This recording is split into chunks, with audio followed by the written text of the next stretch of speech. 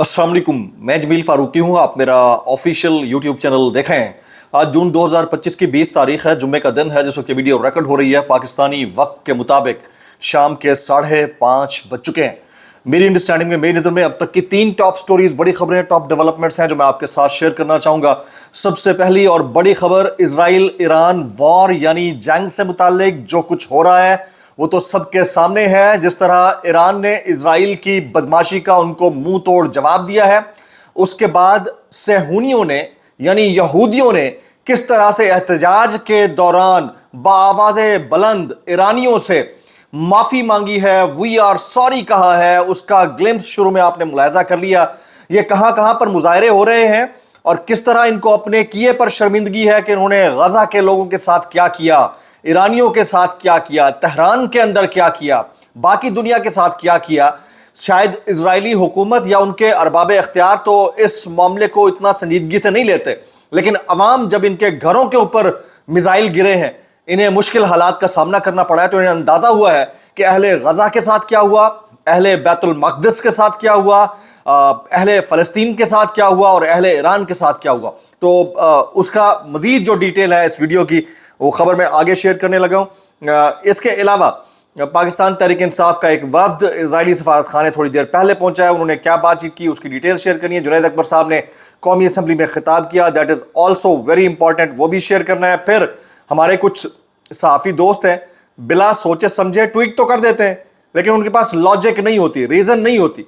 गो आप उनकी सहाफ़त से इख्तलाफ कर सकते हैं, उनके ओपिनियन से हैं। हमारे दोस्त इकरारुल हसन सैयद साहब बड़ी शदीद तनकीद के अंदर हैं, उसकी रीज़न क्या है, उसकी तफसीलात क्या रहेंगी, वो भी शेयर करूंगा। ये तो अनहोनी हो गई है भाई। फार्म 47 के वज़ीर आज़म के फरमुदात के ऐन मुताबिक अब तो यहूदियों ने, सेहूनियों ने, इजराइलियों ने भी ऊ करना शुरू कर दिया। उसकी रीज़न ये है कि जब आपके अपने आशियाने के अंदर चिंगारी भड़कती है, जब आपके अपने आशियाने को आग लगती है, जब आप पर खुद बीत रही होती है, फिर आपको अंदाजा होता है ओए होए मैंने फलां के साथ जब किया था तो उसे कैसा लगा होगा, जब मैंने अहलियाने गजा के साथ किया था तो उसे कैसा लगा होगा, अहलियाने फ़लस्तीन के साथ किया था तो उसे कैसा लगा होगा, अहलियाने ईरान के साथ किया था तो उसे कैसा लगा होगा।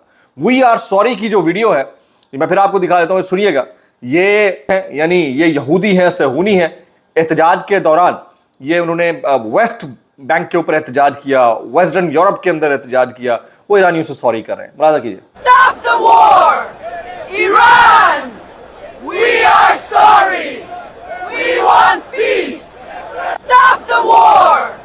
Iran! ये अब आप अंदाजा कीजिए कि ये जब तक आपके ऊपर खुद के ऊपर नहीं बीतती है, तो ये वीडियो वायरल हो रही थी बहुत ज़्यादा सोशल मीडिया के ऊपर और ख़ास तौर के ऊपर मुसलमानों के व्हाट्सएप ग्रुप्स के अंदर, तो मैंने आपके साथ शेयर कर दिया। मजीद मैं ईरान से कुछ खबरें शेयर करना चाह रहा हूँ।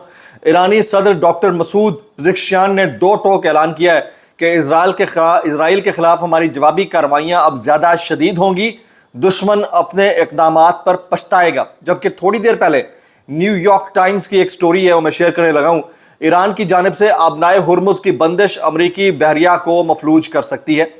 न्यूयॉर्क टाइम्स ने अपनी एक रिपोर्ट में जिक्र किया है कि ईरान अब अपनी मुकम्मल बहरी सलाहियतों और स्ट्रेटेजिक वसाइल का हामिल है, जिसे ज़रूरत पड़ने पर आबनाए हुर्मुज़ बंद करने के काबिल बनाते हैं।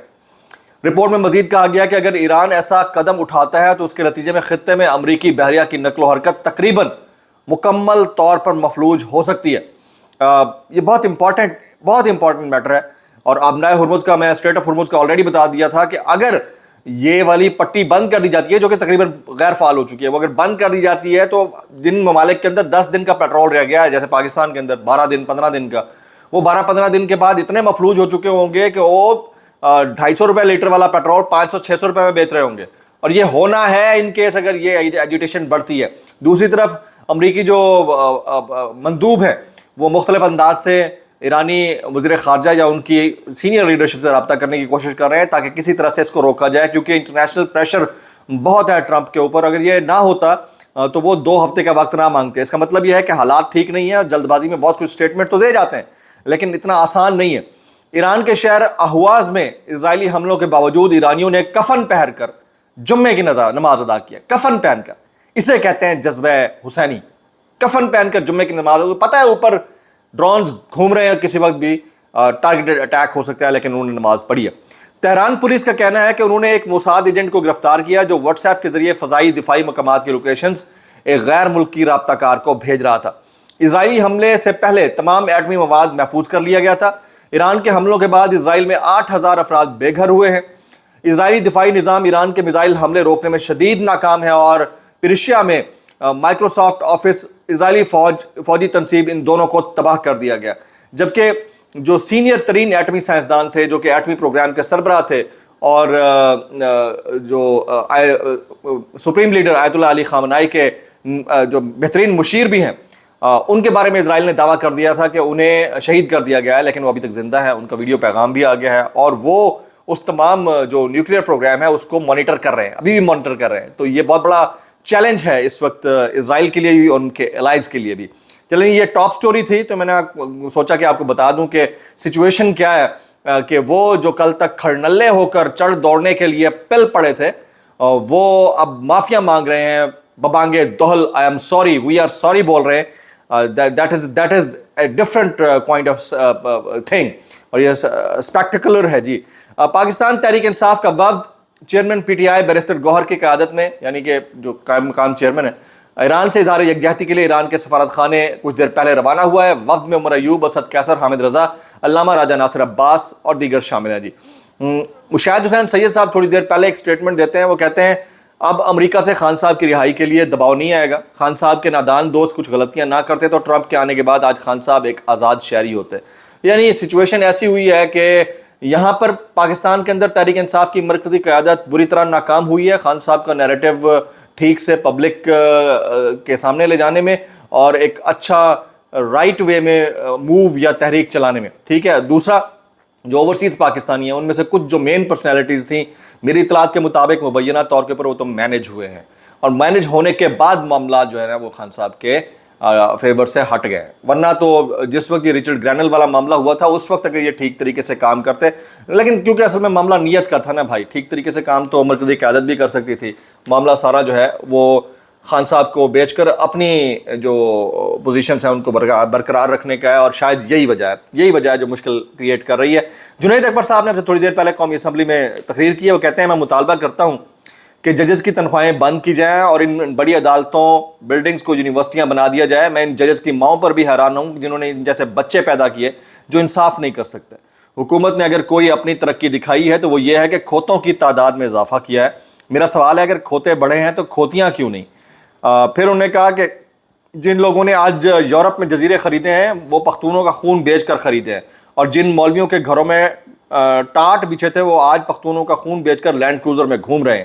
جن مولویوں کے گھروں میں ٹاٹ بیچے تھے وہ آج پختونوں کا خون بیچ کر لینڈ کروزر بیچ کر گھوم رہے ہیں۔ ان کرسیوں پر ساری عمر آپ نے نہیں بیٹھنا، اس سے بڑے بڑے فرعون گزرے ہیں، آج لوگ ان کی قبروں پر تھوکتے بھی نہیں ہیں۔ یہ جنید اکبر صاحب کا سٹیٹمنٹ ہے، لیکن اگین یہ دھواں دار تقاریر سے کیا بننا ہے بھائی جان؟ آپ نے لائے عمل نہیں دیا ابھی تک، منڈے تک کا ہم بھی انتظار کر لیتے ہیں۔ تھوڑی دیر پہلے صاحبزادہ حامد رضا صاحب نے بھی قومی اسمبلی میں خطاب کیا، انہوں نے کہا جنہیں عمران خان کا موقف نہیں پتہ اور وہ جان بوجھ کر آنکھیں اور کان بند کر کے بیٹھے ہیں، وہ ایک عدد موبائل لے کر اڈیالہ جیل چلے جائیں اور خان صاحب کا موقف ریکارڈ کریں۔ یقین سے کہتا ہوں ان کی ہمت نہیں ہوگی وہ بیان شیئر کر سکے کہ وہ موقف ہی اتنا سخت ہے۔ تو یہ انہوں نے یہ سٹیٹمنٹ دیا ہے، بڑا زبردست ہے۔ اچھا، ابھی تھوڑی دیر پہلے میں شہباز رانا کی ایک سٹوری دیکھ رہا تھا، وہ کہتے ہیں کہ حکومت نے 7,50,000 میٹرک ٹن چینی امپورٹ کرنے کا فیصلہ کیا، اور مزے کی بات یہ ہے کہ اس ہی مالی سال میں اتنی ہی مقدار میں حکومت نے چینی ایکسپورٹ بھی کی تھی۔ اسے کہتے ہیں ٹیکنالوجیاں، پہلے بار بھیج دینا اور پھر مہنگے داموں واپس لے لینا ہے۔ کیا بات ہے، کیا ہمارے مطلب بہترین زبردست کمال کو تتیا بنانے کا بہترین طریقہ ہے عوام کو بھائی، ہاں۔